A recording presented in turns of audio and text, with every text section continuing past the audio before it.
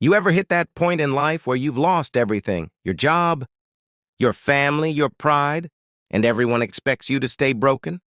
That's where I was. My boss took my wife, my kids, and my career. But what none of them knew was that fate had one final twist waiting. A 55 million secret left, behind by my late uncle that turned my downfall into the sweetest revenge they'd ever see. My name's Daniel Ross, 40, a project manager at a construction company I'd worked for nearly 15 years. My boss, Richard Lane, was the kind of man who smiled while planning how to destroy you. I'd helped build that company from the ground up. Every late night, every risky contract, I handled it. But to him, loyalty meant nothing if money or ego got in the way. It all started when my wife, Emily, met him at a company gala. He was charming, wealthy, confident, everything she once wanted me to become. I thought nothing of it at first. But over months, I started noticing changes. Emily became distant. She stopped asking about my day, started dressing differently, and always seemed to have work dinners whenever Richard was around. Then came the hammer blow. One morning, I walked into the office and found out I'd been fired. No reason given. No warning. My own boss, the man I trusted, replaced me with someone half as experienced. Later that day, when I got home, I found a note on the kitchen counter. I need time to think. Don't call me. My wife and kids were gone. Within weeks, I discovered she'd moved into Richard's luxury condo. The same man who destroyed my career had stolen my family. I can't describe the emptiness. I felt it was like standing in the ruins of my own life, watching someone else smile inside the home I built. For months, I lived on the edge, sleeping on my brother's couch, working small handyman jobs, barely keeping my sanity. The world had chewed me up and spat me out. But one cold evening, a call came that changed everything. It was a lawyer from another city. "Mr. Ross, this is about your late uncle." "Henry Ross, we've been trying to reach you. He left you something in his will."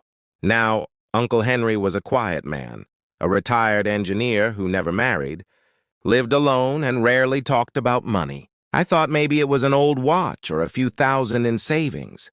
But when I arrived at the lawyer's office, the man handed me a thick envelope and said, "Your uncle owned several properties, patents, and a private investment fund worth approximately $55 million.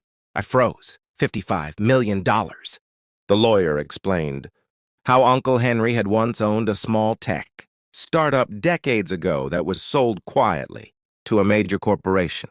He never told anyone, not even family. And now it was all mine. For the first time in months, I could breathe. But instead of spending it wildly, I decided to use it wisely and strategically. Revenge wasn't about shouting. It was about rebuilding so high that those who buried me would choke on the dust. I started by forming a new company, Ross Innovations Group, focusing on sustainable construction tech. I hired some of my old co-workers who'd been mistreated by Richard.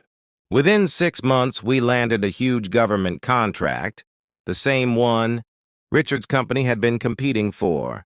He didn't even know I was behind it until my name appeared in the news next to the words, "multi-million-dollar project."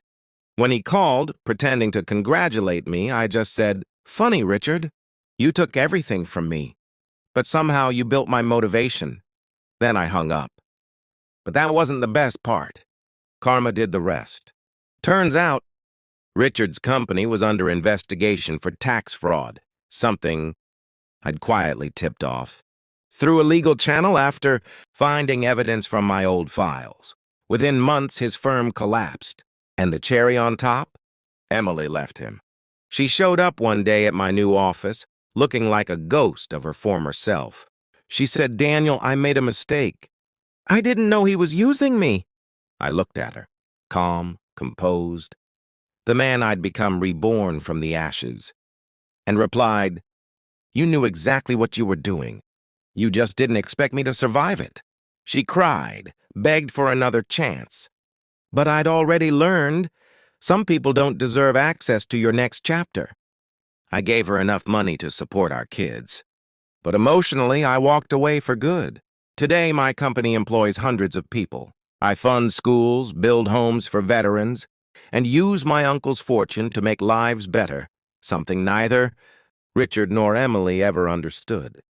The world that once watched me fall now calls me an inspiration. Revenge didn't come from destroying them. It came from succeeding beyond their imagination. The man they thought would vanish rose higher than they could ever reach. So if you've lost everything, remember rock bottom isn't the end. Sometimes it's where your real story begins.